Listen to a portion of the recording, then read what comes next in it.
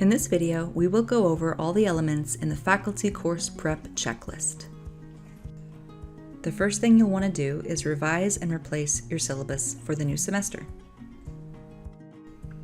Go to the course content page by clicking on Content in the top nav bar. You can create a module called Course Information by typing it in and clicking Enter. When you click on this blue button, Upload Create, and then choose Upload Files from the drop-down menu, you'll now be able to upload your syllabus. Find your syllabus through your computer. Remember to use the naming convention provided. Once you've found your syllabus, click Open, and then click Add. This will add your syllabus to this module. You want to verify everything looks right by clicking on it and making sure all the information is accurate and complete. The Grade Center cleanup is a crucial step for prepping your course for the next semester. Click on Grading in Progress from the top menu, select Grades, and then select Manage Grades to get a clean overview of your gradebook. In this example, a point system was used, and you'll notice that the points we currently have exceed 1,000. So let's start cleaning this up so that the points total 1,000. For starters, Assignment 2 has a point value of 10 points when it should be 25. To change it, click on the drop-down arrow next to the assignment and choose Edit. Scroll down until you see a maximum points and change it from 10 to 25. Hit Save and Close. Now it's worth 25 points, but there is no grade associated with Assignment 2. So go to Course Tools, and we're going to leave the gradebook and go to Assignment. When you go to the assignment, click on the drop-down arrow next to the assignment and click Edit Assignment. Change the score out of from ungraded to 25, and then select In Grades, choose from Grades, and associate it with the gradebook item. Drawing Assignment 2, and then OK.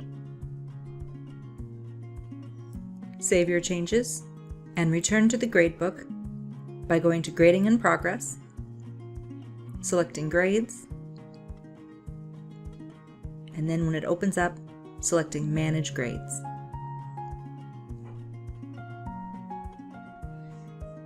At this point, when we scroll down, we notice that there are 2 quizzes with the same name.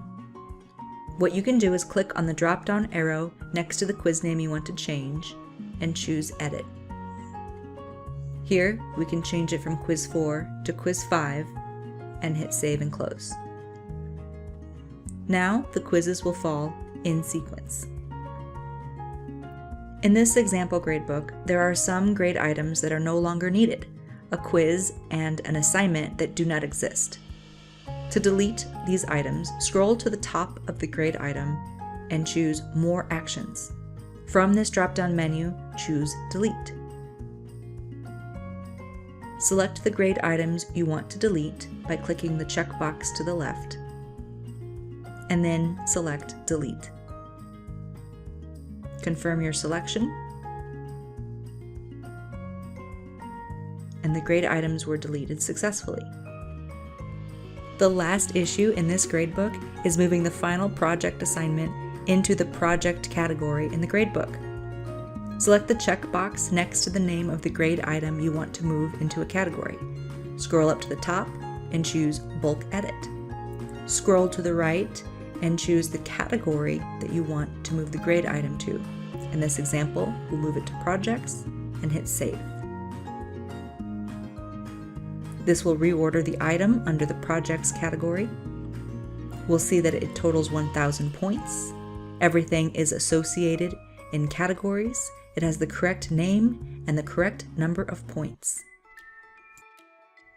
You can update your due dates for the next semester following these steps. One way to do this is through Manage Dates Bulk Edit.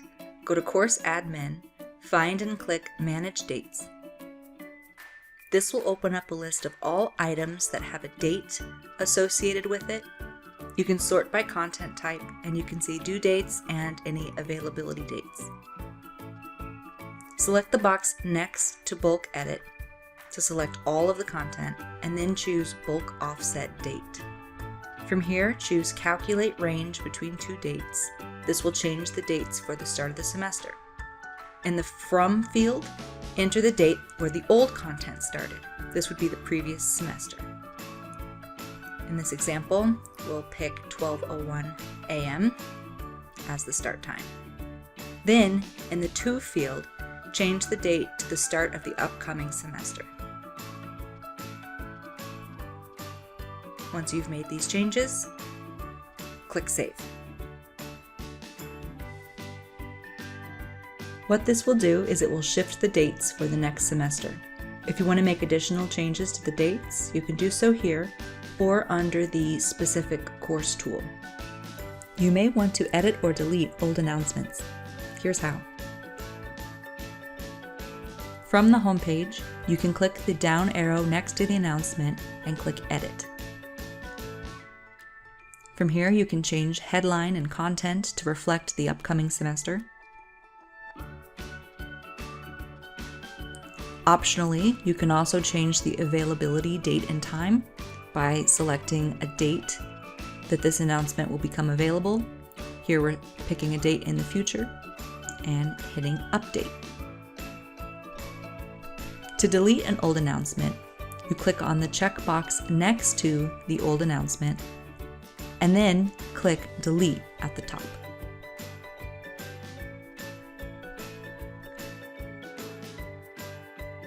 Check links to all external content, including Panopto and YouTube video content.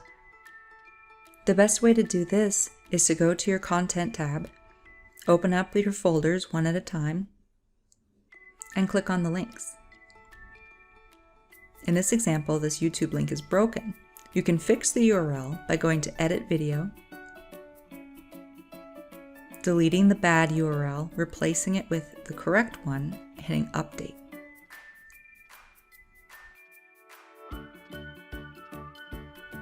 Check the settings for third-party tools, such as Turnitin. You can do this by going to Course Tools, Assignments. When you find an assignment that has Turnitin feature, click on the drop-down arrow next to the assignment name and choose Edit Assignment. Go to Evaluation and Feedback, click Manage Turnitin. Check these settings as well as the More Options settings, and when you're satisfied, hit Save. From here, hit Save and Close. Verify quiz, discussion, and assignment settings are set up appropriately and allow students to participate. For example, if you go to Course Tools, Assignments, and click on the drop-down arrow next to the assignment name, choose Make Visible to Users. You'll want to do this for each assignment that you want students to be able to access. What this does is it removes the icon with the eyeball with a line through it. That way you know that students will be able to access these assignments. Another setting to check is your discussions. Course Tools, Discussions. You'll want to unlock these discussions for the next cohort by clicking on the drop-down arrow and choosing Edit Topic. Here you can go to the Restrictions tab at the top and then make sure you click Unlock Topic.